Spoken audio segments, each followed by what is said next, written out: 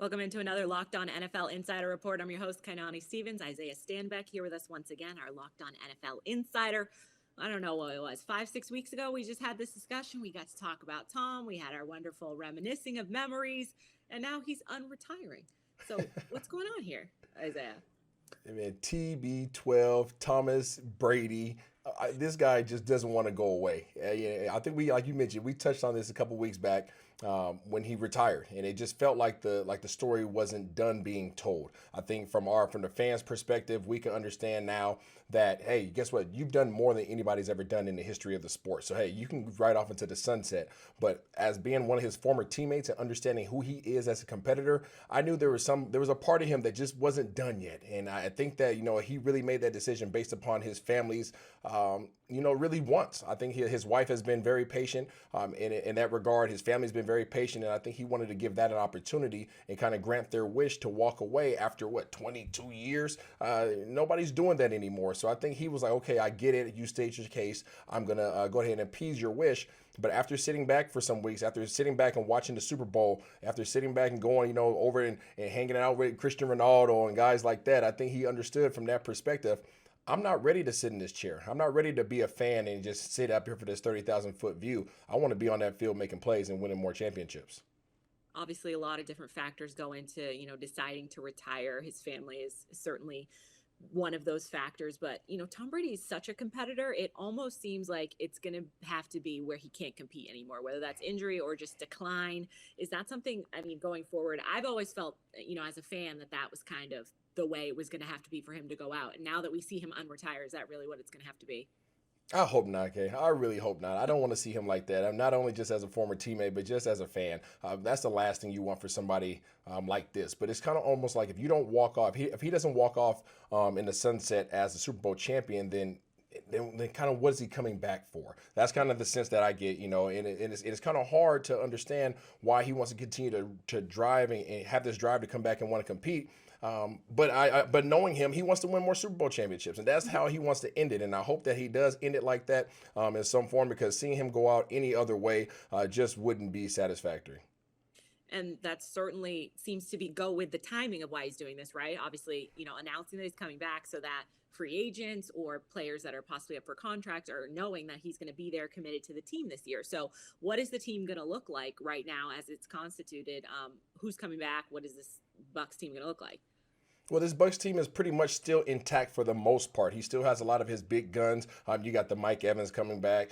You got Chris Godwin that just got franchise tagged, so he's coming back at a high number, but he's coming back. So he hasn't made most of his main weapons there. Gronkowski, of course, but he doesn't have the same offensive line. A couple weeks back, Ali Marpet, his All-Pro guard, just retired at the age of 28 years old. So that's a key, intricate part of that offensive line that's not going to be there. But to your point, the timing of this is not just coincidental. With the new league starting this Wednesday, he's going to have they needed to know exactly what their cap situation looked like. They needed to have an opportunity to let the rest of the league know and the rest of these free agents know, hey, this is our leader going forward, and we have this much space, which they don't have right now. I think they're $2.7 million over the cap right now, which they will have to get taken care of by this Wednesday. But now the rest of the free agents in this league know, hey, there's opportunity to go down there and win a ring down in Tampa. Once again, they don't have a quarterback. They don't have a question mark at the quarterback position. The greatest of all time is back. We know how important quarterback is in this league right now, and like you said, Tampa's pretty much a Super Bowl contender at this point. What is the looks of the NFC South and just seeing how tantalizing it is that part of what brought him back? You know what? I think he holds himself to such a high standard that he observes the competition, but he's not really resting his decisions based upon that. We all know the NFC South is pretty bad right now. They're in the infancy stage, and they have a lot of work to do. Obviously, you look at the Saints; they're trying to figure out what their situation is going to be. New head coach, still a lot of quarterback questions. Can he deliver at that position? You got the Falcons. The Falcons have been struggling for a little while now. They have Cordell Patterson and his ability to start making plays, but what are they going to do around him? Then you look at the Carolina Panthers. Who is their quarterback going to be? Are they going to be able to get Deshaun Watson? Are they not? So there's not a lot of competition in that division. But I think that as you look at Tom Brady and the decisions that he's made, he's looking at the big time role. He's looking at the Los Angeles Rams of the league. He's trying to figure out who he could take down to get to that next level, because a lot of the competition at the quarterback position is over in the AFC division. So he doesn't have to worry about those guys. It was a pretty quick turnaround on this decision, I think, in terms of it being in the off season. So can we expect everything of Tom Brady that we've seen in the past 22 years? I mean, in terms of preparation, I doubt he took any weeks off. Yeah, absolutely. And this guy doesn't sleep. I mean, this is somebody who has an entire, literally business around the TB12 brand, with the nutrition and the workouts and all that stuff. And his trainer, Alex, has been with him since forever.